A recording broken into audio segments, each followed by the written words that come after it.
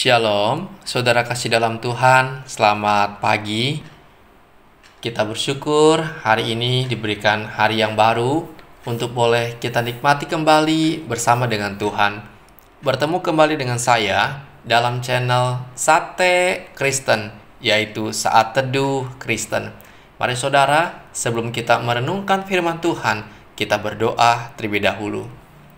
Bapa di sorga, kami datang pada pagi hari ini mengucap syukur untuk hari yang baru yang Tuhan berikan, untuk penjagaan pimpinan Tuhan sepanjang malam. Engkau telah mengawal kami, menjaga kami, melindungi kami. Sungguh besar kasih dan penyertaan-Mu. Mari Tuhan, memulai hari yang baru, kami membutuhkan pimpinan dan bimbingan Tuhan. Berbicaralah kepada setiap kami lewat kebenaran akan firman-Mu. Dalam nama Tuhan Yesus, kami berdoa dan kami mengucap syukur. Amin. Saudara, renungan kita hari ini bertemakan berbahagialah orang yang lapar dan haus akan kebenaran. Mari kita membaca Matius 5 ayat 6, dikatakan, berbahagialah orang yang lapar dan haus akan kebenaran, karena mereka akan dipuaskan. Saudara, ada seorang bernama Mauro Prosperi. Ia seorang atlet maraton dunia.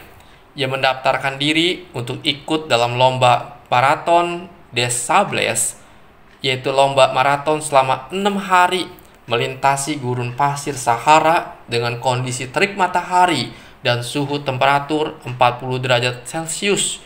Luar biasa panasnya.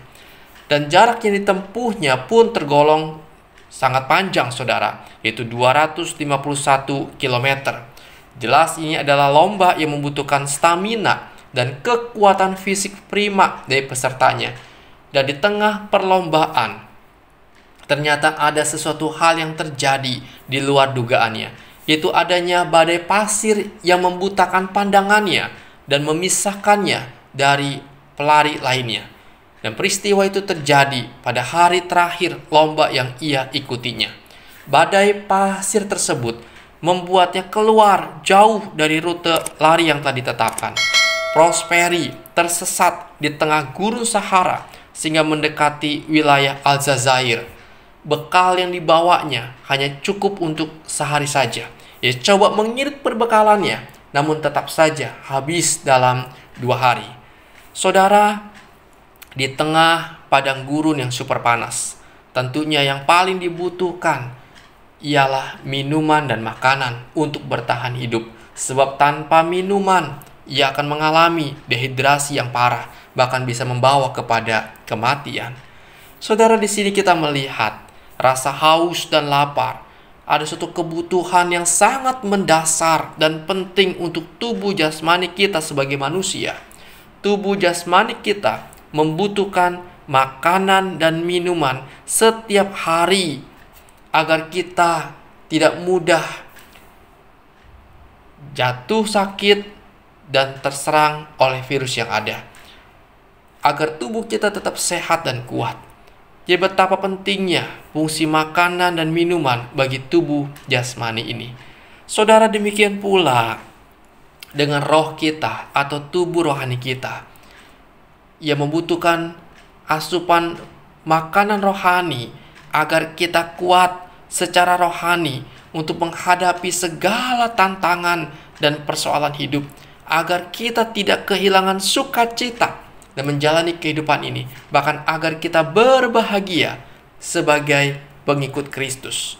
Inilah yang dikatakan oleh Tuhan Yesus dalam khotbahnya di bukit dengan berkata, berbahagialah orang yang lapar dan haus akan kebenaran, karena mereka akan dipuaskan.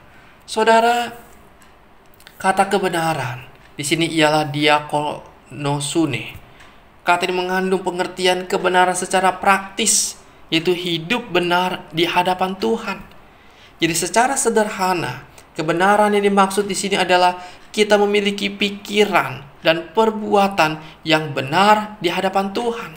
Ini berbicara tentang kondisi atau ekspresi hati dan hidup kita yang terbuka, yang jujur dan benar di hadapan Tuhan.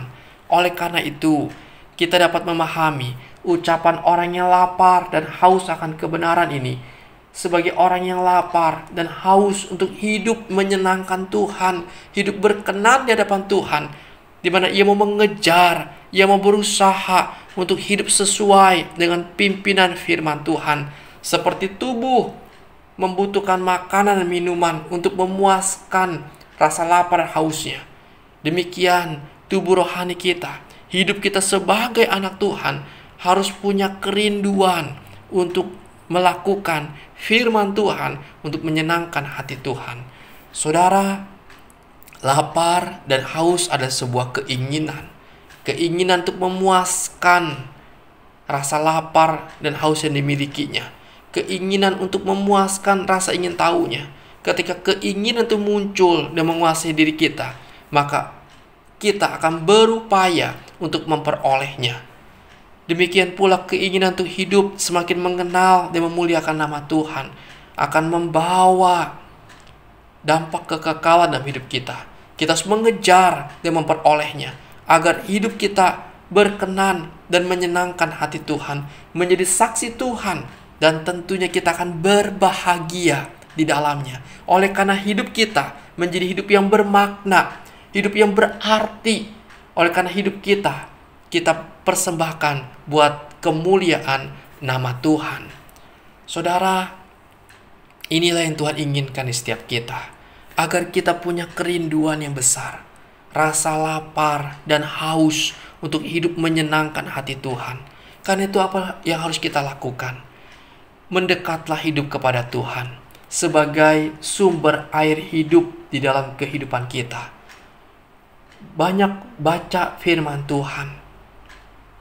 Firman Tuhan yang kita baca meresap ke dalam hati dan pikiran kita dan menjadi landasan dalam kehidupan kita, bahkan menguasai langkah-langkah kehidupan kita, pikiran kita, sehingga kita boleh melakukannya, menjadi pelaku-pelaku firman Tuhan, dan kita boleh hidup menyenangkan hati Tuhan.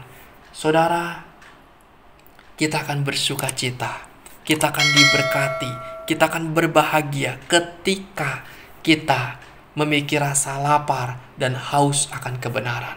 Karena itu saudara, mendekatlah kepada Tuhan di tengah kesibukan yang kita miliki, di tengah kesibukan dalam pekerjaan kita. Mari saudara, datang utamakan Tuhan, baca firman-Nya, dan mendekatlah kepada Tuhan, dan menjadi pelaku-pelaku firman di dalam kehidupan kita. Saudara, mari kita belajar bersama-sama supaya hidup kita boleh bermakna, hidup kita boleh berarti dan menyenangkan hati Tuhan. Kiranya renungan ini boleh memberkati saudara sekalian. Amin. Bapa di sorga, sungguh kami bersyukur kepadamu untuk kebenaran-Mu Tuhan yang Kau sampaikan kepada kami. Biarlah Tuhan kami boleh menjadi pelaku-pelaku kebenaran-Mu. Kami boleh Tuhan mengejar, mencari yang bernilai kekal, yaitu hidup memuliakan nama Tuhan. Dan biarlah firman-Mu Tuhan menjadi bagian hidup kami. Biar firman-Mu Tuhan menguasai hati kami. Dan kami boleh Tuhan selalu rindu untuk membaca, merenungkan, dan melakukannya. Terima kasih Tuhan, sungguh kami mengucap syukur kepadamu. Pimpin Tuhan sepanjang hari ini kehidupan kami, agar dimanapun kami berada, hidup kami sungguh boleh menyenangkan hati Tuhan dan menjadi pelaku-pelaku firman Tuhan. Terima kasih Bapa, inilah doa kami kepadamu. Dalam nama Tuhan Yesus kami berdoa dan kami mengucap syukur. Amin. Selamat pagi saudara. Selamat beraktivitas, dan mari kita melakukan minimal satu kebaikan kepada sesama kita pada hari ini. Tuhan Yesus memberkati kita.